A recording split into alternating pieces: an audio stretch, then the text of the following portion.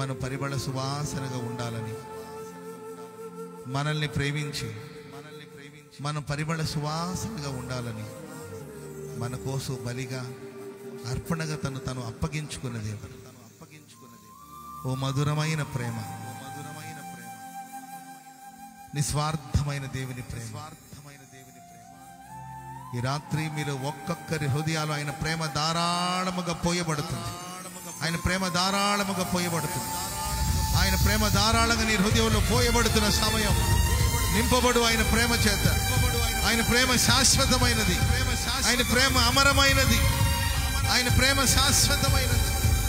శబరబలక కురాలబలబల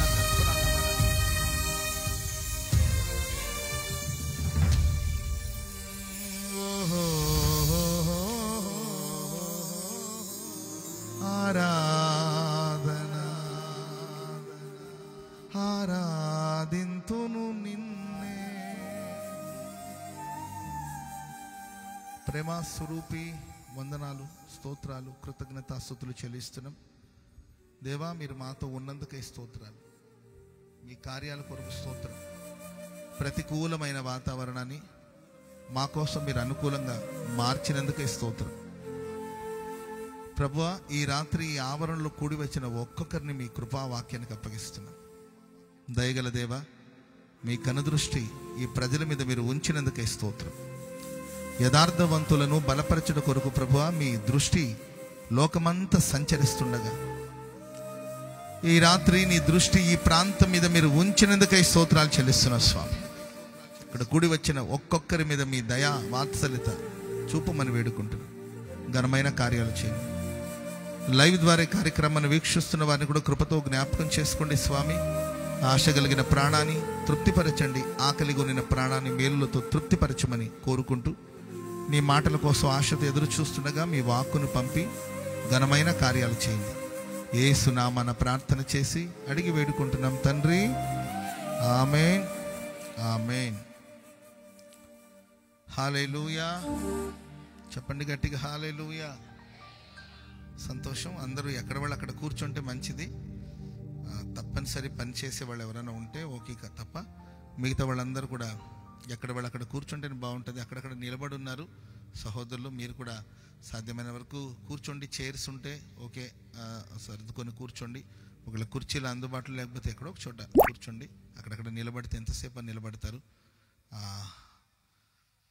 కాళ్ళ నొప్పులు వస్తాయి మీకు. ఎందుకంటే ఒక నిలబడిన వాళ్ళ గురించిన బాధ ఒక నిలబడిన వాడికే తెలుస్తుంది. కాబట్టి నేను ప్రతిరోజు మీటింగ్లో నిలబడి ఉంటాను కాబట్టి, ఒక గంట 2 గంటల సేపు నిలబడి ఉంటాను కాబట్టి, సో ఆ నిలబడిన వాళ్ళకి తెలుస్తుంది ఆ బాధ. కాబట్టి చైర్స్ ఉన్నాయి, చూసుకొని సేవకులు ఎవరిని అడగండి, పరిచారకులు అందిస్తారు. కింద కూర్చోలేని వాళ్ళ చైర్స్ వేసుకొని ఆ సిమెంట్ రోడ్డు మీద కూర్చోండి. లేదు కూర్చుంటామని చెప్తే వచ్చి పరదా పట్ల ఇస్తున్నారు, దాని మీద కూర్చొని శ్రద్ధగా దేవుని మాటలు వినండి. ప్రభు మిమ్మల్ని ఆశీర్వదించి దీవించుగాక. హల్లెలూయా, హల్లెలూయా. ఒకవేళ వినడానికి ఇంట్రెస్ట్ లేకపోతే ఎటాన కొంచెం చీకట్లో చాటున వీళ్ళు ఎక్కడ నిలబడితే సరిపోతుంది. మీరు అడ్డాలు తిరుగుతూ ఉన్నారనుకోండి, ఏంటండి అడ్డాలు తిరుగుతూ ఉన్నారనుకోండి, వినేవాళ్ళకు కూడా డిస్టర్బెన్స్గా ఉంటుంది.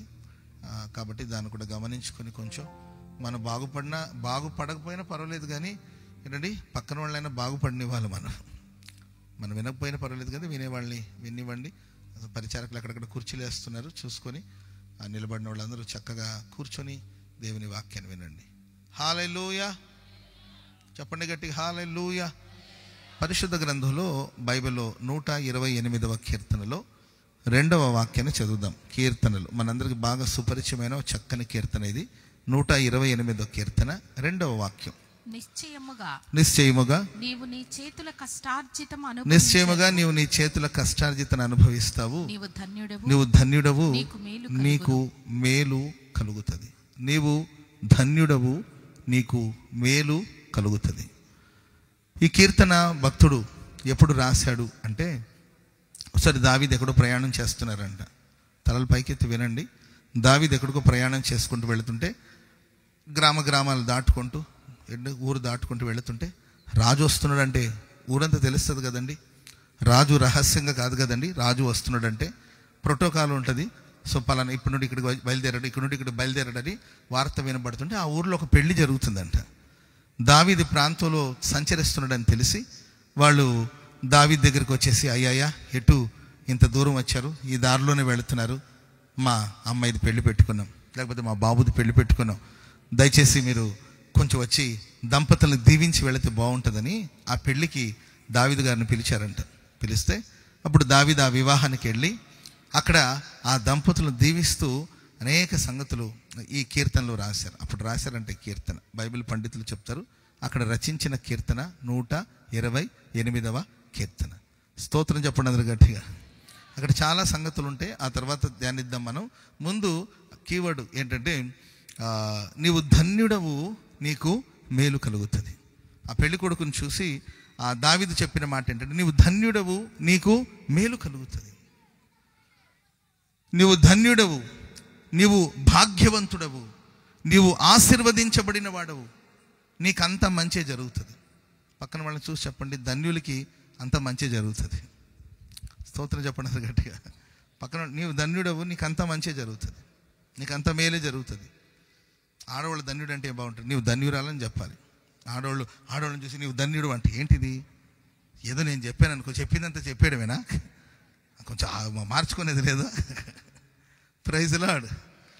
పురుషులైతే నీవు ధన్యుడవు, నీకు మేలు కలుగుతుందని చెప్పాలి. స్త్రీలైతే నీవు ధన్యురాలమ్మా, నీవు భాగ్యవంతురాలు, నీకు మేలు జరుగుతుంది. స్తోత్రం చెప్పండి గట్టిగా. నీవు ధన్యుడవు, నీకు మేలు కలుగుతుంది. ఏంటి ధన్యత ఏంటి, ఎవరు ధన్యులు, అసలు వాళ్ళు కలిగే మేలు ఏంటి? ఈ సృష్టిలో ఎవరు ధన్యులు?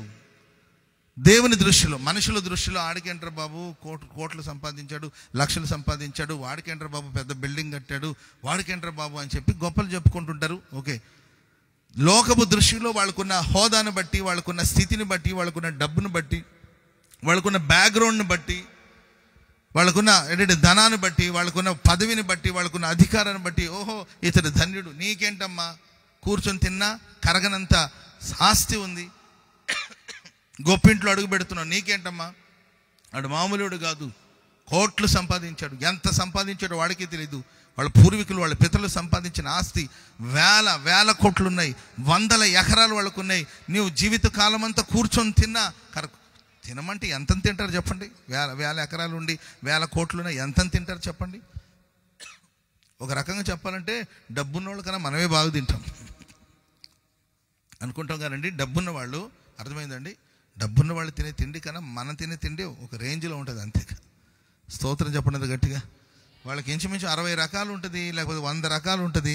ఆ 100 రకాలు ఏం తినాలో వాళ్ళకి అర్థం కాక వాళ్ళ ఆలోచనలో ఉండగానే అయిపోతుంది విందు భోజనం. ప్రియులారా, మనకు అలా కాదండి. మనకు అంత అన్నం పచ్చడి అయినా ఇంత అన్నం పెట్టుకొని, దాని మీద అంత పచ్చడి వేసుకొని, దాని మీద అంత నెయ్యి పోసుకొని వేడిగా తింటుంటాం. డబ్బున్న వాళ్ళ సంగతి ఏం తెలుసండి? ఫ్రిడ్జ్లో పెట్టడం, పొయ్యి మీద పెట్టడం, ఫ్రిడ్జ్లో పెట్టడం, పొయ్యిలో పెట్టడం, ఫ్రిడ్జ్లో పెట్టడం, పొయ్యి మీద పెట్టడం, ఇదే సరిపోతుంది వాళ్ళకి. ప్రేమైన వారు, ఎవరు భాగ్యవంతులు? డబ్బు సంపాదించినడు భాగ్యవంతుడా? జనబలము, భుజబలము, రాజకీయ బలం ఉన్నవాడు గొప్పవాడా, గనుడా, ధన్యుడా? లేకపోతే ఇంటి నిండా పిల్లలు కన్నా, కొంతమంది ఉంటారు ఇంటి నిండా పిల్లలు కానీ, అమ్మ ఎంత భాగ్యవంతురాలే, 12 మంది సంతానాన్ని కన్నావు, ఎటకన్నావే తల్లి, మహాతల్లి అంటుంటారు. 12 మంది పిల్లలు కానీ గుండ్రాయిలా కూర్చున్నావు కదా అంటుంటారు. నేను గుండ్రాయిలాగే కూర్చున్నాను కానీ నా పిల్లలు బుల్డోజర్లాగా తయారయ్యారు. పట్టించుకోవట్లేదు, పలకరించట్లేదు. ఆడు చూస్తాడని ఈడు చూస్తాడని ఆడు, ఆమె చూస్తుందని ఈమె చూస్తుందని. 12 మంది పిల్లల కన్నా 12 మంది పిల్లలకి ఎవరికి నా మీద ప్రేమ లేదు. ముసలిది మూల మీద మూలుగుతుంది కదా, ఈరోజు రేపు అన్నట్టుంది కదా, చివరి చూపు చూసుకుందామని వస్తారేమంటే 12 నన్ను పట్టించుకోలేదు. ఇదేం భాగ్యంరా బాబు అని బాధపడేవాళ్ళు మరికొంతమంది. ఎవరు ఈ లోకంలో భాగ్యవంతులు? వాక్యపు దృష్టిలో ఎవరు భాగ్యవంతులు అని చూస్తే బైబిల్ సెలవిస్తుంది, నీవు ధన్యుడవు, నీకు మేలు కలుగుతుంది. నేను బైబిల్ నుండి ఒక 2-3 విషయాలు మీతో చెప్తాను. బైబిల్ ఎవరిని ధన్యులు అని చెప్తుంది, ఎవరిని భాగ్యవంతులు అంటది, వాళ్ళకి లభించిన దొరికిన ఆ ధన్యత ఏంటి, వాళ్ళు కలిగిన మేలులేంటి, వాళ్ళు కలిగిన లాభాలేంటి బైబిల్లో చదివితే. మొదటి మాట చదవండి, కీర్తనల గ్రంథం 84వ కీర్తన. కీర్తనలు 84వ కీర్తన 5వ వాక్యం. నీ వలన బలము పొందిన మనుష్యులు ధన్యులు. యాత్ర చేసే మార్గములు వారికి అతి ప్రియములు. వారు బాకాలోయలబడి వెళ్ళుచు దాని జలమయముగా చేసేస్తారు. తొలకరి వాన దాని దీవెనలతో కప్పేస్తుంది. నానాటికి వాళ్ళ బలాభివృద్ధిని పొందుచు ప్రయాణం చేస్తారు. వారిలో ప్రతివాడు సియోనులో దేవుని సన్నిధిలో కనబడతారు. స్తోత్రం చెప్పండి అందరు గట్టిగా. వీళ్ళెవరంటే దేవుని వలన బలము నొందిన మనుష్యులు. ఎవరండి వీళ్ళు? దేవుని వలన బలము నొందిన మనుషులు ధన్యులు. బైబిల్ ఎవరిని ధన్యులని చెప్తుంది? దేవుని వాక్యం ఎవరిని ధన్యులని కనపరుస్తుంది? ఎవరు ధన్యులని బైబిల్ దృష్టిలో ధన్యులు ఎవరంటే దేవుని వలన బలము నొందిన మనుషులు ధన్యులు. దేవుడు ఎవరిని బలపరుస్తాడో, దేవుని ద్వారా ఎవరైతే బలం పొందుకుంటారో వాళ్ళు ధన్యులు, వాళ్ళు భాగ్యవంతులు. వీళ్ళ విశేషం ఏంటి, వీళ్ళ బలం ఏంటి అని మనం చూస్తే వాళ్ళు బాకాలోయలు బడి వెళ్ళొచ్చు, దాన్ని జలమయముగా చేస్తారు. వాళ్ళు నానాటికి బలాభివృద్ధిని పొందుతారు. ఆ యాత్ర చేయు మార్గములు వారికి అతి ప్రియములు. వారిలో ప్రతివాడు సియోన్లో దేవుని సన్నిధిలో కనబడతారంట. చెప్పలు కూడా మంది గట్టిగా. ఈ బాకాలోయల బడి వెళ్ళిన వాళ్ళు, బాకాలోయని కొన్ని ట్రాన్స్లేషన్లో కన్నీటి లోయ అంటారు. ఏ లోయ అండి ఇది? కన్నీటి లోయ. చన్నీళ్లు లేని వాళ్ళు ఉంటారేమో కానీ కన్నీళ్లు లేని వాళ్ళు ఎవరున్నారండి ఈ లోకంలో? పసిపిల్లోడు పుట్టిన వెంటనే నవ్వుతాడా? పసిపిల్లోడు పుట్టిన వెంటనే ఏం చేస్తాడండి? ఏడవాలి. వాడు ఏడవకపోయినా నర్సక్క ఏంటండి తలక్రిందులుగా పెట్టి వీపు మీద ఒకటి వేస్తుంది అంతే. వాడు వెర్రి కేకేస్తాడు. ఏంటండి ఆడు పుట్టుకతో ఏడుపు. ప్రతి మనిషి భూమిలోనికి, ఈ ప్రపంచంలోనికి, బాహ్య ప్రపంచంలోనికి వచ్చిన ప్రతి మనిషి యొక్క ఆరంభం ఎక్కడ మొదలవుతుందంటే కన్నీటితోనే ప్రారంభం అవుతుంది, ఏడుపుతోనే ప్రారంభం అవుతుంది.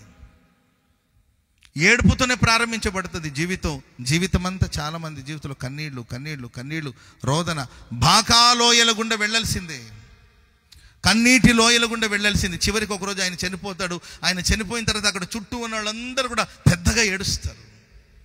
కట్టుకున్న భార్య, కడుపును పుట్టిన పిల్లలు, బంధువులు, రక్త సంబంధికులు, స్నేహితులు ఆయన గురించి తలంచి ఏడుస్తారు.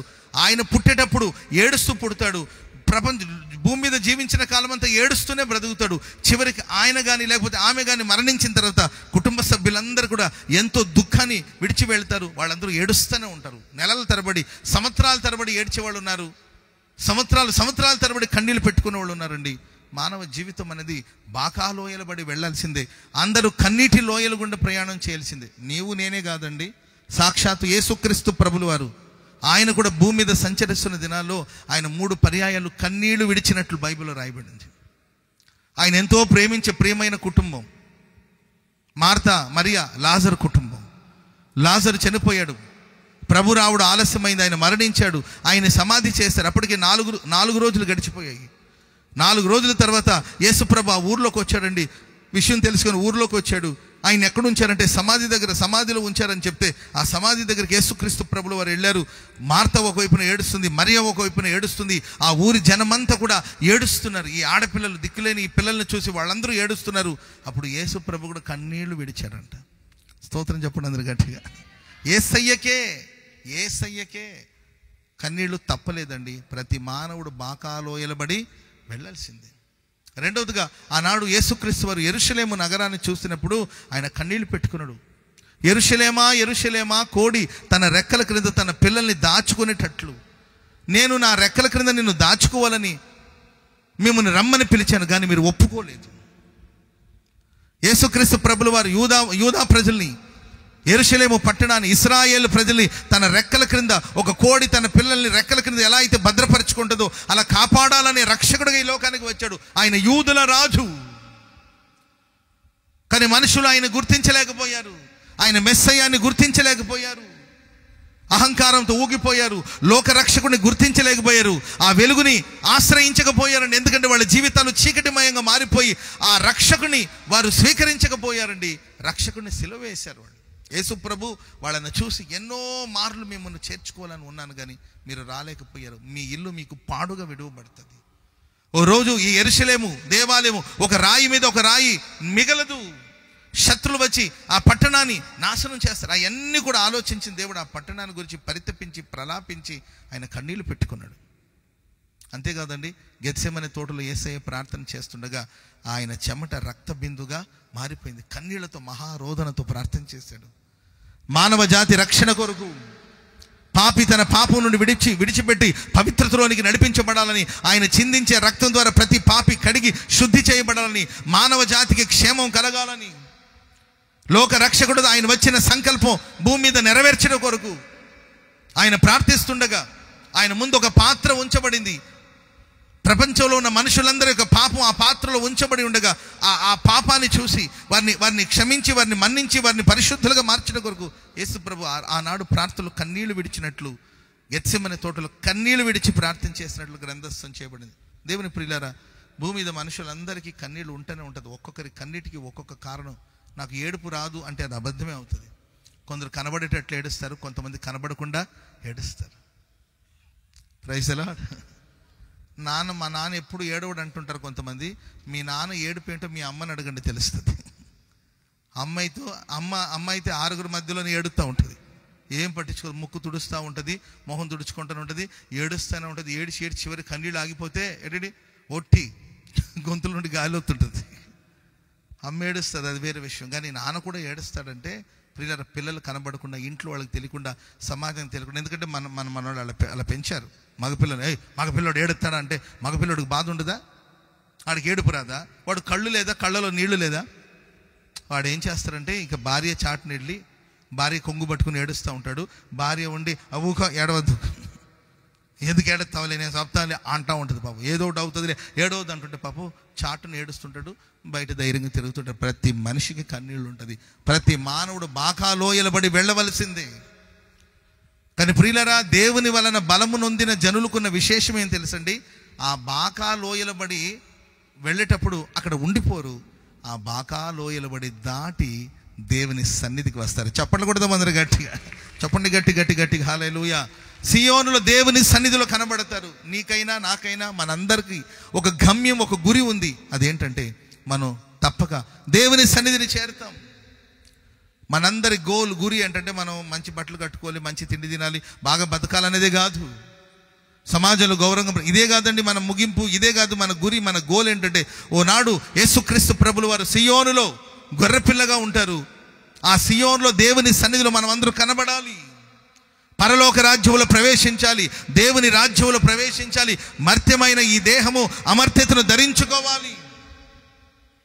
మనం యేసులాగా మారాలి, యేసయ్య ఎదుట నిలబడాలి. ఇదే ప్రతి క్రైస్తవుని యొక్క శుభప్రదమైన నిరీక్షణ. దేవుని ద్వారా బలం పొందిన వాళ్ళు బాగా లోయలబడి దాటుకుంటూ ఆ లోయను దాటి ప్రియులర నానాటికి బలాభివృద్ధిని పొందుచు యాత్ర చేయు మార్గములు వారికి అతి ప్రేమలు.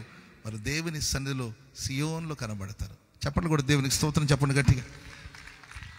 చెప్పండి గట్టిగా హల్లెలూయా, హల్లెలూయా. సమస్య ఏంటంటే కొంతమందికి దుఃఖము, సమస్యలు, పోరాటాలు ఇవన్నీ వచ్చినప్పుడు కొంతమంది ఏం చేస్తారు తెలుసండి? ఆ బాకాలోయలబడి వెళుతున్నప్పుడు వచ్చే ఆ పోరాటాలు, సమస్యలు, కన్నీళ్ళు ఇవన్నీ చూసి దేవుడు లేడు, గీవుడు లేడు, ప్రార్థన లేదు, కీర్తన లేదు, అసలు ఎందుకు బతకాలి, ఎవరి కోసం బతకాలి, నా వల్ల కాదు, నేను మోయలేని భారం, నేను భరించలేని భారం, నాకెక్కడొచ్చిన కర్మరా బాబు, నేనెందుకు పడాలి, నేనెందుకు ప్రయాసపడాలి, నా వల్ల కాదు. దేవుడు లేడు, గీవుడు లేడు, ప్రార్థన లేదు, కీర్తన లేదు, అవ్వలేదు, బువ్వలేదు, పాస్టర్ లేడు, ఈస్టర్ లేడు, అసలు మీ చర్చికి ఒక దండం, దేవుడికి ఒక దండం, అయ్యా భక్తులారా మీకు ఒక దండం, సభలు పెట్టారా మీకు ఒక దండం, నా దారి ఏదో నేను బతుకుతానని చెప్పి కృపకు దూరం అయిపోతారు కొంతమంది. ఆ దుఃఖంలో దేవునికి దూరం అయిపోతారు, సన్నిధికి దూరం అయిపోతారు. వాళ్ళని వాళ్ళు తిట్టుకోవడమే కాదండి, దేవుని కూడా తిడతారు కొంతమంది. వాళ్ళని వాళ్ళు నిందించుకోవడమే కాదండి, దేవుడు కూడా నిందించుకుంటారు. కొంతమంది తలను బాదుకుంటారు, పెట అని కొట్టుకుంటారు. ఇంకొంతమంది చెంపలు వాయించుకుంటారు. వాళ్ళని ఎవరు చెంపలు వాయించాల్సిన అవసరం లేదండి, వాళ్ళే పెట అని ముఖం కొట్టుకుంటారు. కొంతమంది బండకేసి తలకాయ కొట్టుకుంటారు. అసలు లైఫే వద్దని విరక్తి చెందుతారు. ఈ క్వాలిటీస్, ఈ క్యారెక్టర్ మనకు బైబిల్ ఎక్కడ కనబడుతుంది? నయోమి. స్తోత్రం చెప్పండి గట్టిగా. ఏమా నయోమి గురించి మన బైబిల్లో చదివితే, ఈ నయోమి అంటే సర్వశక్తుడు నాకు ఏం చేశాడు చెప్పరమ్మా? చాలా దుఃఖం కలుగుని చేశాడు. మామూలు దుఃఖం కాదు. మా ఆయన పోయాడు, పోతే పోయాడు ముసలోడు అని అనుకుంటే పెద్దోడు పోయాడు, వెంటనే చిన్నోడు పోయాడు. ఏదో పెద్దోడు వెనకాల చిన్నోడు ఏదో పని మీద పోతుంటాడు, అట్లా పెద్దోడు వెనకాల చిన్నోడు పోయాడు. సర్వశక్తుడు ఎందుకు నాకు ఇంత కీడు చేశాడు? సర్వశక్తుడు, నేను సమృద్ధి గల దాని కదా వెళ్ళాను, నన్ను ఎందుకు దేవుడు రిక్తురాలుగా మార్చాడు? ఒకటే నస, ఒకటే వేదన, ఒకటే బాధ, ఒకటే చిరాకు. పాపం ముసలిది ఏడని దారిలో పోతూ సత్తదేమో అని చెప్పి ఇద్దరు కోడలు వెంట వచ్చారు. అత్తమ్మ ఏం బాధపడదు అత్తమ్మ, ముసలోని పోగొట్టుకుని నీకెంత బాధ ఉంటే వయసులో ఉన్న భర్తను పోగొట్టుకుని మాకెంత బాధ ఉండాలి.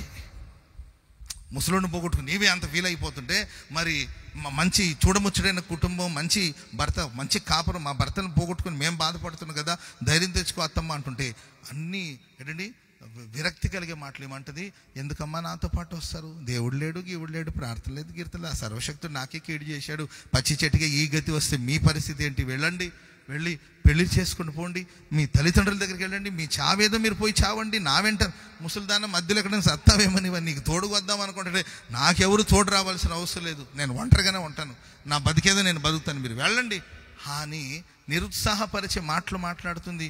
ఇంకా భారీ భారీ డైలాగులు. అమ్మా ఇప్పుడు కానీ మీకు ఒకవేళ మరలా పెళ్లి కొడుకుని చూసి పెళ్లి చేసే శక్తి నాకు లేదు. మీకు పెళ్లి కొడుకుని చూసి సంబంధాలు చూసి కట్న కానుకలు ఇచ్చి పెళ్లి మంటపాలు మాట్లాడి వంట మనుషులు మాట్లాడి డేక్షాల మీద డేక్షాలు మోస్తున్నారు. మరి ఏం వండుతున్నారో నాకు అర్థం కావట్లా. ఇప్పుడు గంట నుండి మోస్తున్నారు, అదేంటో మరి తిన్న తర్వాత మీరే చెప్పాలి నాకు. Praise Lord. గంట నుండి కొంతమంది మోస్తానే ఉన్నారండి. కాడి అంటారా, కాడి మీద మోస్తానే ఉన్నారు. ఆ కాడి కష్టాల తర్వాత తిని చెప్పండి నాకు. ఆ వంట చేయించాలి, బోళ్ళని పనులు ఉన్నాయి, అవన్నీ నేను ఎక్కడ చేస్తాను? సరే చేద్దామన్నా ఇప్పుడు మరి పెళ్లి కొడుకు నేను ఎక్కడ వెతికేదమ్మా? ఒకవేళ పెళ్లి కొడుకుని వెతకకుండా నేనే పిల్లల్ని కానీ నీకు మా పిల్లల్ని ఇప్పుడు నేను పిల్లల్ని కన్నా ఈ వయసులో నీవు ఎక్కడికి అంటావు? ముసలిదానా నీకు ఎందుకు ఇవన్నీ ఓవర్ యాక్షన్, ఈ డైలాగులని ఎందుకు అని అంటే ఓ ఏడుపు, దుఃఖం ఊర్లోకి వచ్చిందండి. ఊర్లోకి వచ్చేసరికి ఒకప్పుడు బాగా మంచి స్టారే ఆమె, స్తోత్రం చెప్పండి గట్టిగా, ఆ ఊర్లో మంచి స్టారే ఆమె. సో కాబట్టి ఆమె వచ్చిందనే సంగతి ఊర్లో వాళ్ళందరికీ తెలిసిపోయి అందరూ హడావుడిగా వచ్చారంట. ఇప్పుడు నేను వచ్చాను, నన్ను చూడడానికి ఎవరు వచ్చారు? నేనే దిగి వచ్చా. అర్థమైందండి, నేనే దిగి వచ్చా. ఎవరో తెలిసిన వాళ్ళు ఒకరు ఎదురు ఎవరయ్యా నీవు అని చూశారు. ఇప్పుడు కూర్చున్నారు. ఇప్పుడు నిదానంగా ఇప్పుడే తగునా అని బయలుదేరుతున్నారు. ఇప్పుడు కొంతమంది ఒరే బాబు వచ్చాడు కదా, చాలాసేపు నుండి పాటలు పాడుతున్నాడు, వెళ్ళి తొందర కూర్చుందాం కూటంలో అంటే రారే, రోజు ఉన్న ఇల్లేగా. అర్థమైందండి, త్వరగా వెళ్ళి ప్రార్థన రాలా. ఆనాడు నయోమికి ఊరంతా వచ్చారంట నయోమిని చూడడానికి కోసం. ఊరంతా వచ్చి ఆమెకు వెల్కమ్ చెప్పి, నయోమి ఏమైపోయావు నువ్వు, ఏమైపోయావు ఇంతకాలం, ఎక్కడున్నావు, మీ ఆయన పోయాడంటగా, ఇవన్నీ మాట్లాడుతుంటే సర్లే అయిందేదో అని అనడుచుకోదండి. అలా అనుకుంటాను, నన్ను ఎవరు నయోమి అని పిలవద్దు. నయోమి అంటే మధురం. స్తోత్రం చెప్పండి గట్టిగా. నయోమి అంటే ఏంటండి? మధురం. అమ్మా మధురమ్మ, ఓ మధురమ్మ గారు, మధురిమ గారు, మధులత గారు అని మొత్తం మీద మధురం అని పిలుస్తుంటే నన్ను మధురం అని పిలవద్దు, నన్ను చేదని పిలవండి. అర్థమైందండి. ఇంకా నయ్యో నన్ను పెంటమ్మ అని పిలవండి అనలా. నన్ను మధురం అని పిలవద్దు, నన్ను పెంటమ్మని. నీవే మార్చేసుకోండి, ఎందుకు? వాళ్ళు ఎట్టు మారుస్తారుగా, వాళ్ళు మారుస్తారుగా అమ్మ, నీవెందుకు అంటే. దుఃఖంలో కన్నీళ్ళలో కొంతమంది ఏంటంటే త్రోవ తొలగిపోతారు. సమస్యలో పోరాటాలు వాళ్ళు ఏం చేస్తారో వాళ్ళకి తెలీదు. ఇవన్నీ చూసిన ఈ ఓర్ప చూసి అమ్మో ఈ ముసలిదాంతో ఉంటే ఇంకేముంది మన బాధ. మా ఆయనేమో వదిలిపోయాడు, కాలం అంతా ఉంటానన్నవాడు మధ్యలోనే హ్యాండ్ ఇచ్చి వెళ్ళిపోయాడు. ఈ ముసలిదేమో భారీ డైలాగ్ చెప్తుంది, దీన్ని నమ్ముకుంటే ఇంక మనం బాగుపడ్డట్లే, ఎందుకు వచ్చిన గొడవ అని వెంటనే క్యాబ్ బుక్ చేసుకుని వాళ్ళ ఇంటికి ఆంపోయింది. కొంతమంది దారి తొలగిపోతారు, కొంతమంది వెనక్కి వెళ్ళిపోతారు. కొంతమంది దారి తొలగిపోతారు, కొంతమంది వెనక్కి వెళ్ళిపోతారు ఆ లోయలో. కానీ కొంతమంది మాత్రమే ప్రియులరా ఆ బాకా లోయలను దాటుకుంటూ ముందుకెళ్తారు. చెప్పలు కూడా అందరు గట్టిగా హల్లెలూయా హల్లెలూయా. కన్నీటి లోయలలోనే కృంగిన వేళలలో, కన్నీటి లోయలలో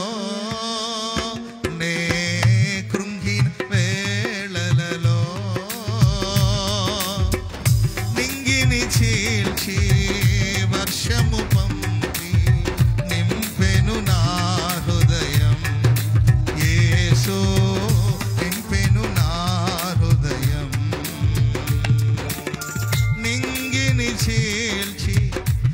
వర్షము పంపి నింపెను నా హృదయం. యేసు నింపెను నా హృదయం.